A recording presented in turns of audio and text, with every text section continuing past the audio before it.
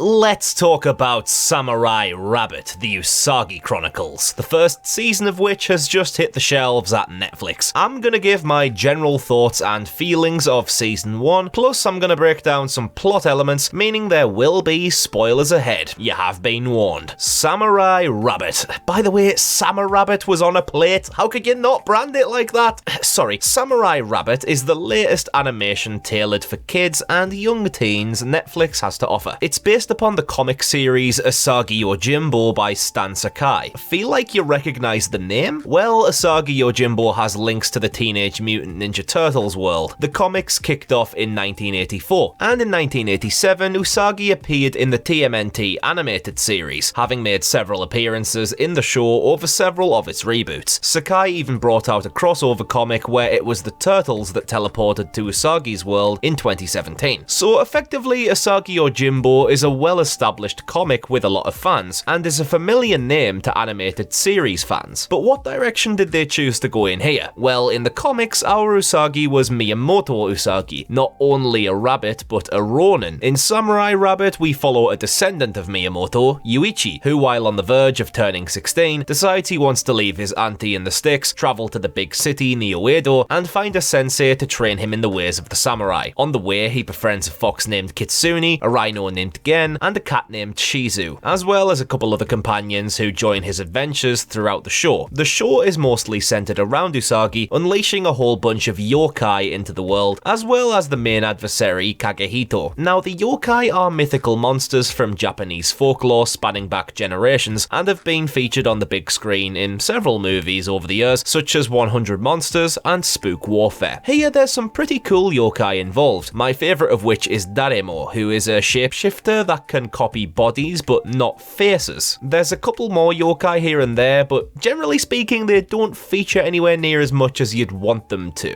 A lot of episodes focus on ninjas or other such forces as the main adversaries, as opposed to mythical creatures. However, the way Usagi views the yokai provided my favourite character moment of the season. The entire time, because Miyamoto is his ancestor and he hunted yokai, it makes Uichi crave being a yokai hunter himself. But after encountering a particular yokai who says that not all yokai are bad, it makes Uichi reevaluate his thought process. He wanted to mindlessly kill yokai, despite yokai having the capacity for kindness. Of course, they also have the capacity for cruelness, so it all depends on how you approach and treat yokai. It's a nice little moment about perspective, and easily the deepest, most thought-provoking element to the whole series. However, the rest of Samurai Rabbit is very watery, and there's not much going on beyond it passing by like a run-of-the-mill morning cartoon show from back in the day. Even the animation has a kind of cheapness to it that makes it appear like it's from at least a decade ago. Of course, this show is being aimed primarily at a younger audience, so they've quite rightly not pumped too much money into the animation costs, but that means for someone like myself, there's not all that much to be desired. By far my favourite visual element is when we take a detour to the Miyamoto side of the story and we get a more comic book style animation. It looks bloody gorgeous. Obviously this technique will have cost more than the CGI technique, but seeing it does make me wish they'd peeled back the episode number from 10 to maybe, I don't know, 6, and done the entire show in this style instead. I will say though, a portion of the production I absolutely adored was the soundtrack by Aiko Fukushima. It's kind of this Japanese infused hip-hop sound with record scratches bundled in, and it hugely reminds me of early Linkin Park, such as the track Nobody's Listening from Meteora. It got me pumped up in a lot of scenes here. How about the aesthetic of the show? Well, I've already covered the animation style, so let's chat about the world. Neo-Edo is a blend of traditional Japanese architecture and modern technology. It gives the show a really cool design that reminded me a little of the steampunk world in the Love, Death and Robots episode Good Hunting, though nowhere near as masterful. Here though, for the purpose, it's a pretty good setting. Our main villain here, Kagehito, is straight out of an 80s kids show. Skeletor, Mumra, Shredder, Kagehito, what do they all have in common? They look absolutely terrifying, have badass voices, potential to be nightmare fuel, but they simply wind up not doing an awful lot other than look threatening and occasionally going, "I'll get you for this," to the protagonists. Kagehito is definitely a part of this clan. He comes into the show looking like he's going to dominate culminate and need to be overthrown in a grand climax, but it never really happens. For the most part, he's sparingly used, and even when we do see him, he doesn't have all that much of an impact. That's a shame due to the badass design of the character. Even the general narrative here is quite damp too. It gets off to a great start. All the yokai released via the mysterious keystone, and the first couple of episodes end on cliffhangers that lead directly into the start of the following episode. This made me think we were gonna have one whole linking series, and it got me really excited for something continuous. But eventually it does start to make detours from the main plotline and kinda makes it lose steam. Some episodes end with such great momentum that doesn't get fulfilled satisfyingly. Like the episode 9 climax, which leads into the finale. A multiverse demon beast thing begins to be summoned, and we end with it starting to break its way into Neo-Edo. Kagehito pictures this thing like it's gonna be the destroyer of worlds, but in the finale, it just sits up there in a cloud in the sky until you just forget about it while Usagi tries to find his sword. Some bits and bobs happen with the keystone, which winds up being nothing but this show's MacGuffin. Kagehito's taken down in the blink of an eye, and the multiverse gateway is closed. It's so crash bang wallop here, and I get that due to the target audience, they've simplified it, but this show had a lot of potential to be a bloody good, exhilarating experience. And it was while I was thinking of this argument, I realised something. I would have rather played Samurai Rabbit than watched it. The show had a lot of action sequences that, due to the animation budgeting, don't come off anywhere near as epic as they could be. But to balance that, I think the world, characters, and overall plot comes straight out of a PS2 era platformer, like Ratchet & Clank or Sly Cooper. I can imagine Samurai Rabbit being an awesome game because all of its elements suit a game far more than a series. Like when Usagi is selected by the keystone to choose a mystic weapon and he hurriedly and accidentally picks a yo-yo. I could envisage all the cool tricks and abilities you'd be able to unlock for the yo-yo and swinging around the city with it. The scope here, I think, hasn't been purposed in the best medium for what the source material is. At least for a guy like me, but then again, I am absolutely not this show's target audience. However, I don't blame them going down this route, and it displays that Usagi Yojimbo is adaptable for new audience markets. Going back to TMNT again, the original comics were serious and graphic. The 80s cartoon was aimed at kids, the 2000s cartoon was mainly aimed at teens, and then there was the 2012 CGI series which aimed it back at kids again. Plus there's all the live action movies that were aimed at a variety of ages. So here Usagi is just going through a phase of it being aimed in a new direction. I'm not overly familiar with the comic series, so if you think that Samurai Rabbit was a suitable direction or not, please let me know in the comments below. My final thoughts here are that it got off to a good start, but then it began to stray a little narratively. Would have been stronger being a little more serious and perhaps in a different animation style. Some cool character driven moments and monsters here and there, but generally it's quite a basic show and it didn't blow my socks off. It was fun and younger viewers should love it, but for a depressed miser like myself, I wanted more blood and death, damn it.